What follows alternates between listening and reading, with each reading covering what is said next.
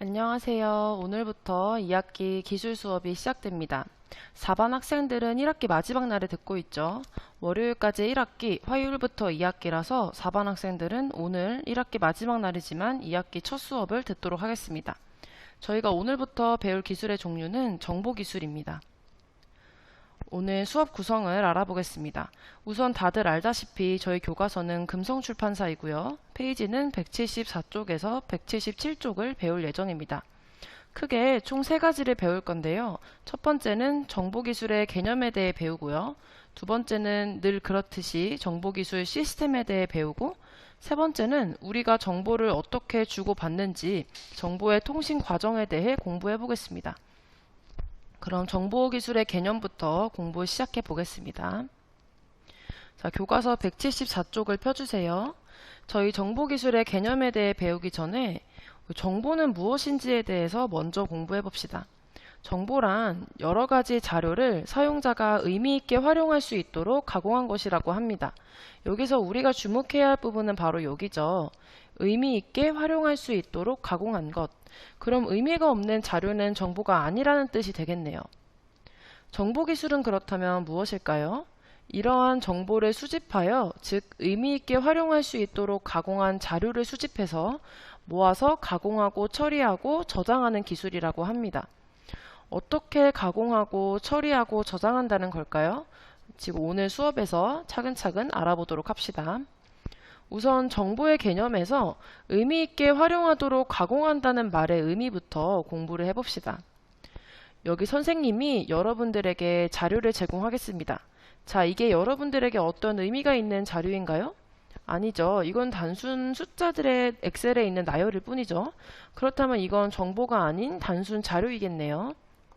선생님이 이번엔 방금 그 자료를 잘 정리해 봤습니다. 자, 방금 전 이 자료는 무엇이었는지 감이 오나요? 바로 1반부터 5반까지의 국어, 수학, 영어, 과학 점수였습니다.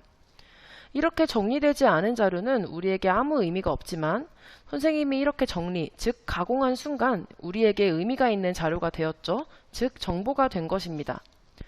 가공한 자료, 정보는 이렇게 우리에게 의미 있는 값들을 얻을 수 있게 도와줍니다. 아까 숫자의 나열일 뿐이었던 자료에선 과목별 평균이나 학습별 평균 점수를 절대 알 수 없었겠죠. 또 우리는 이 정보를 통해 어떤 의미 있는 내용을 더 얻을 수 있을까요? 평균이 가장 높은 과목이 무엇인지 우리가 알 수 있을 겁니다. 평균이 가장 높은 과목이 뭔가요? 91점으로 영어죠. 평균이 가장 낮은 과목은 또 뭔가요? 과학이죠. 국어를 제일 잘하는 반은, 국어 성적이 제일 높은 반은 4반이고요. 과학을 제일 못하는 반은 2반입니다. 자, 그러면 1등과 5등의 차이가 가장 큰 과목은 뭘까요? 국어는 4반과 3반 사이 10점 차이가 나고요. 수학은 1반과 2반 사이 6점 차이, 영어는 2반과 5반 사이 7점, 마지막으로 과학은 4반과 2반 사이 13점으로 1등과 5등의 차이가 가장 큰 과목은 과학이 되겠습니다. 다시 이야기하면 단순한 숫자인 나열인 자료에선 얻을 수 없었던 내용들을 이렇게 가공한 정보에선 우리가 얻을 수 있으니 이런 걸 정보라고 하는 겁니다. 여러분 이해가 갈까요? 자, 그럼 정보기술은 뭘까요? 이렇게 정보를 수집하여 가공하고 처리하고 저장하는 기술이라고 합니다. 선생님이 이 표를 어디서 만들었을까요? 바로 엑셀이죠. 이렇게 정보를 가공하도록 도와주는 소프트웨어, 즉 기술인 엑셀은 정보기술입니다. 이해 가나요? 자, 그럼 이 엑셀을 이용하려면 뭐가 있어야 되죠? 그렇죠. 노트북이나 데스크탑 컴퓨터, 핸드폰 등 이런 소프트웨어를 운용할 수 있는 단말기도 정보기술에 해당이 됩니다. 요즘엔 정보를 주고받기도 하고 또 단말기에 저장하는 것이 아니고 클라우드를 활용해 저장하기도 하죠. 이런 통신기술 또한 정보기술에 포함됩니다. 정보기술의 개념에 대해 어느 정도 이해가 갔나요? 우리 어려운 부분 없었죠? 그럼 두 번째 주제인 정보기술 시스템에 대해서 공부해 봅시다. 교과서는 175쪽입니다. 이건 선생님이 애니메이션 효과를 잘못 넣었네요. 이해해 주세요. 자, 저희 정보기술 시스템에 대해서 1학년 때도 저번 학기에도 배웠었죠. 우리 기술의 시스템 4단계가 뭐였죠? 맞습니다. 투입, 과정, 산출, 그리고 되먹임의 4단계였죠. 투입은 이 기술에 필요한 모든 것들, 과정은 말 그대로 이 기술이 운용되는 과정, 산출은 결과물이었죠. 그리고 이 시스템 속에서 발생한 문제를 해결하는 것이 되먹임이었습니다. 그럼 우리 투입부터 알아볼까요? 정보기술에는 어떤 것들이 투입될까요? 어떤 것들이 필요할까요? 첫 번째로는 방금 배운 개념 중 하나인 자료입니다. 당연히 주고받을 자료가 필요하겠죠. 우리 자료는 정보가 가공되기 전 단계였어요. 방금 설명한 대로 이게 몇 반의 점수고 어느 과목 점수인지 전혀 모르게 그냥 숫자가 나열된 상태였습니다. 깔끔하게 정리하면 자료는 관찰이나 측정으로 수집된 내용이라는 의미입니다. 여기서는 여러분의 성적을 시험으로 측정해 얻은 내용이 되겠네요. 자, 그 다음은 무엇이 필요할까요? 모든 기술 시스템 투입에서 공통으로 나오죠. 바로 자본과 인력입니다. 모든 기술에는 기술이 운용되기 위해 필요한 돈과 사람이 필수적이죠. 자, 마지막으로 정보기술에서 투입 요소로 들어갈 만한 요소는 또 무엇이 있을까요? 방금 전에 배운 건데 잘 생각해 보세요. 바로 소프트웨어와 하드웨어입니다. 소프트웨어는 이런 프로그램, 하드웨어는 이런 단말기가 대표적이죠. 그렇다면 이제 다음으로 넘어가서 과정 단계에 해당하는 기술은 어떤 부분일까요? 우선 첫 번째로 자료를 수집해야겠죠. 각종 기기들을 이용해 좋은 자료를 많이 수집해 내야 됩니다. 그 다음은 재료를 가공 및 처리해서 정보로 만들어야겠죠.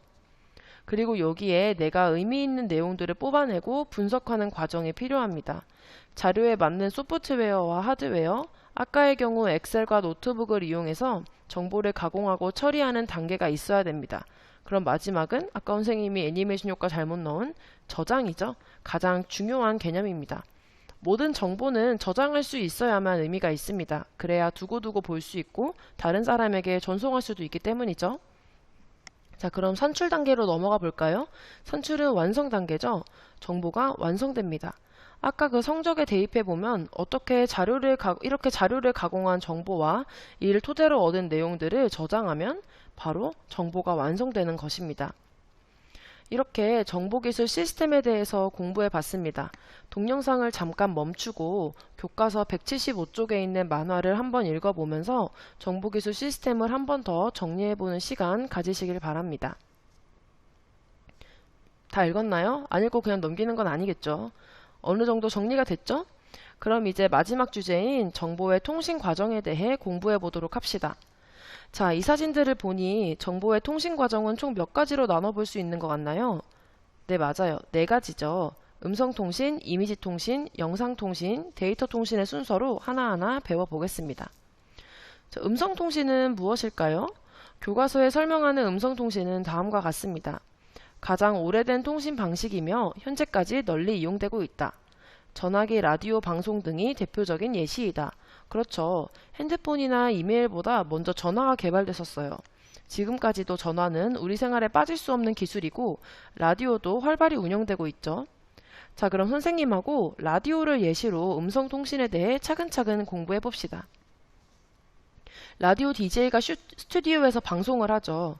이 마이크로폰은 DJ의 목소리인 음성 신호를 전기 신호로 바꾸어 줍니다. 이 전기 신호는 높은 주파수에 실려서 전송됩니다. 이 신호를 라디오의 수신 안테나가 잡아서 스피커로 출력해 줍니다. 어렵지 않죠? 자, 그럼 다음 순서로 넘어가 보겠습니다. 이미지 통신입니다. 교과서에 있는 설명을 같이 읽어볼까요? 그림, 사진, 도표, 차트, 그래픽 등의 정보를 전달하는 것으로 정보의 이해력을 높이는 데 도움을 준다. 팩시밀리가 대표적인 예시이다. 팩시밀리는 흔히 팩스라고 말하죠. 팩스를 사용해본 친구는 이해가 빠를 겁니다. 보내는 쪽에서 종이를 팩스 기계에 이렇게 넣으면 귀엽죠, 고양이. 반대쪽은 그 종이 그대로 기계에서 출력하게 되죠. 종이에 글자가 있던 그림이 있던 그냥 그대로 이미지화해서 출력합니다. 음자를 봤으니 조금 더 이해가 편하겠죠? 지금부터 공부해 보겠습니다. 보내는 팩시밀리는 이미지를 잘게 쪼개어서 전기신호로 바꿉니다. 이 전기신호는 통신회선을 타고 받는 팩시밀리로 갑니다. 팩스는 전화회선을 사용합니다. 그래서 팩스 번호가 우리 전화번호 같이 생겼죠? 자, 받는 팩시밀리는 받은 전기신호를 원래의 이미지로 바꿔서 종이에 출력합니다. 음성통신과 이미지통신은 뭐 별로 어려운 게 없었어요. 자, 그러면 마지막 교과서 177쪽 영상통신과 데이터통신을 공부해 볼까요? 우선 영상통신은 영상 정보를 전기 신호로 바꾸어 전송하고 받는 쪽에서 눈에 보이는 형태로 재생하는 것. 그리고 영상통신의 대표적인 예는 텔레비전 방송, 뭐 실시간 생방송들, 그리고 영상통화, 우리 줌이나 행아웃을 활용한 실시간 원격 수업 등입니다. 여러분 해외 축구 좋아하죠? 선생님 남동생도 손흥민에 빠져서 며칠 전에도 밤에 치킨 뜯으면서 토트넘 경기 챙겨보더라고요. 선수들이 축구하는 장면을 카메라맨이 카메라로 촬영을 합니다. 이런 음성과 비디오를 전기 신호로 바꾸어주는 역할을 하죠. 송신 안테나를 통해 음성통신과 마찬가지로 높은 주파수의 전기 신호를 실어 전송합니다. 수신 안테나가 이 전기 신호를 다시 받아서 텔레비전에 나오게 하는 게 영상통신입니다. 여기서 텔레비전은 전기 신호를 음성이나 영상 신호로 받게 하는 이제 역할을 하게 됩니다. 바꾸는. 실시간 화상 통화도 이와 같은 원리라고 할 수 있겠습니다. 어려운 부분 없죠. 그냥 우리가 어떤 장면을 실시간으로 다른 멀리 떨어진 사람한테 전송하고 싶을 때 생방송 촬영해서 미국에서 하는 경기를 뭐 또 영국, 뭐 싱가포르에서 하는 경기나 뭐 어떤 행사들을 우리나라로 보내주고 싶을 때 카메라와 마이크를 통해 찍어서 전기 신호로 바꿔준 다음에 위성을 이용하겠죠. 송신 안테나로 보내면 수신 안테나가 받아서 우리 텔레비전에 전송해 주는 겁니다. 그럼 텔레비전은 받은 전기 신호를 음성이나 영상 신호로 바꿔서 우리가 볼 수 있게 해주는 거죠. 어려운 부분 없죠? 자, 이제 드디어 마지막 장입니다. 마지막은 우리가 가장 많이 쓰는 데이터 통신에 대해 공부해 보겠습니다. 데이터 통신은 다양한 형태의 정보를 전송 매체에 적합한 형태의 신호로 바꾸어 주고받는 통신이라고 합니다. 여러분이 흔히 사용하는 컴퓨터, 스마트폰을 통한 통신이 여기에 해당합니다. 우리 컴퓨터를 이용해 PC카톡을 주고받는 친구들을 예시로 설명해 보겠습니다.